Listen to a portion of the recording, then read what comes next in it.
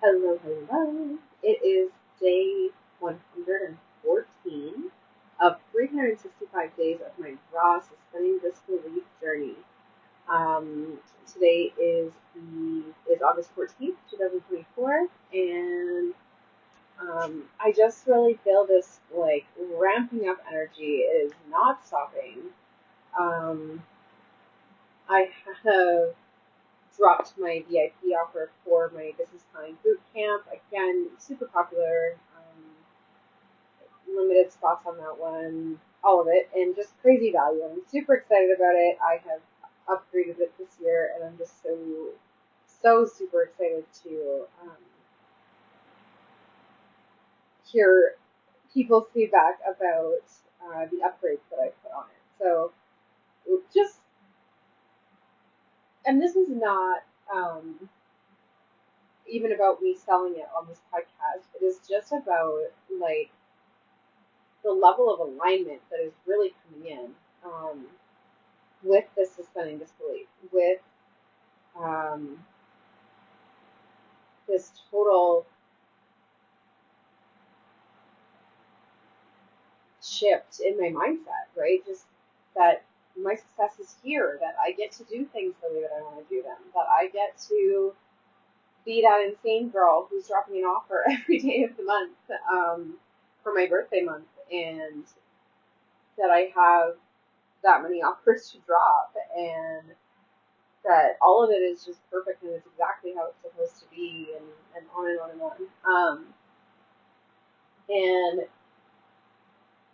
just really feeling that alignment of creating what I want to experience in my life, of feeling what I want to create and then creating it, and just all of it being just so powerfully aligned. It is such a shift.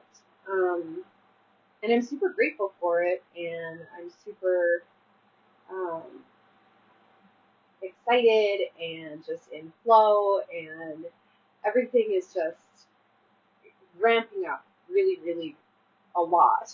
Like, um, and it's not even just like in the moment ramping up. It's people booking out for the next several months in my business. It's sales coming in consistently of different price ranges. Lots of little sales because they're things that are on sale this month, or offers, discounts that I'm offering in that way. But they're some of them are repeat, like membership spots and things like that, and are ones that will continue to come out. I've gotten clarity and alignment as far as my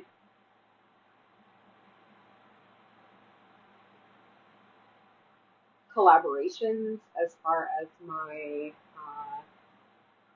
inspiration for my offers, just kind of all of the things, and um, really just loving it all. Like I don't have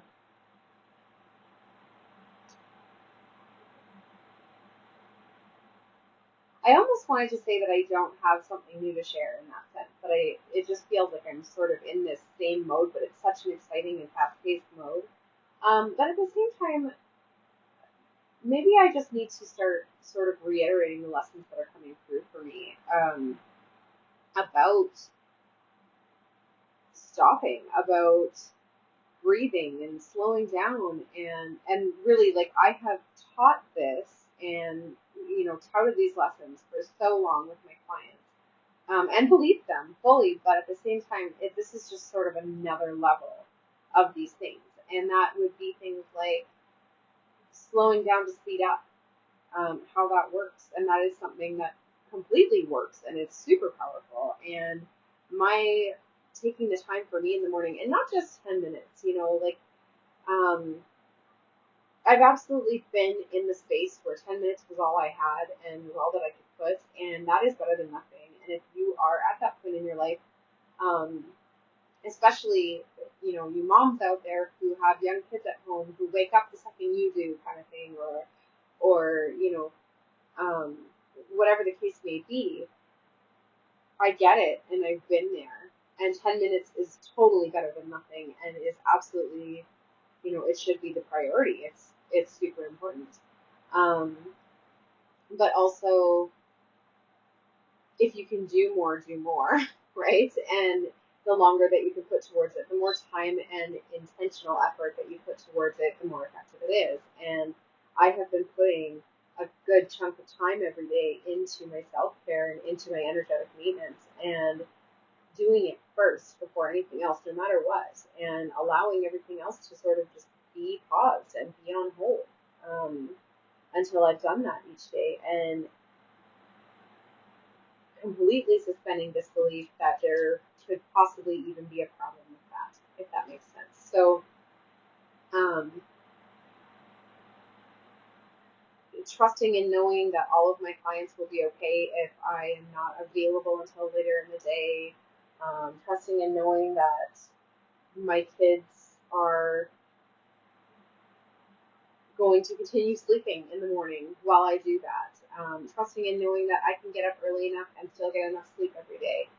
All of these kinds of things. And just really suspending disbelief around it all. I really have been, to a very extreme level. My ability to suspend disbelief has grown over the time of doing this challenge and this podcast, or this daily verbal journal, right?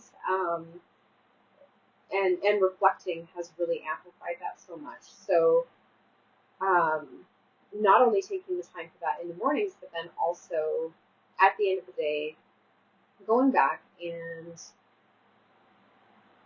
refreshing my memory about it, reminding myself, yep, that did work for me again today. And every day confirming that for myself is really retraining my RAS, right? My reticular activating system, which is what, I'm pretty sure that I've mentioned before, but in case I haven't, or in case you haven't heard of it, or you're randomly popping into this episode, um, your reticular activating system is the part of your brain that finds proof for you of your beliefs. So if you believe that life is hard, that everything is too expensive, that you don't have money, that you don't make enough money, that you are struggling, that your kids are bratty, whatever the case may be, your brain will find proof of it. It will look for those things to confirm. Your brain, you want to be right. Everybody wants to be right. And when you say something like that to yourself mentally,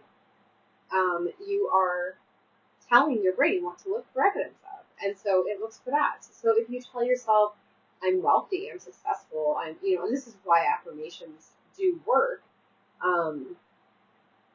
And I don't personally love doing affirmations just on their own. I have different practices that all sort of combine to create this result in a different way. So, but saying to yourself that you're wealthy, that your success is inevitable, that telling yourself, I am suspending disbelief about XYZ, that I am able to XYZ, that I am going to XYZ, telling yourself these things tells your reticular activating system what to look for. And so if you say it once, it will, it can still help. But doing it repeatedly, and then going back and reaffirming for yourself every day, finding, like literally, the reflection at the end of the day has been like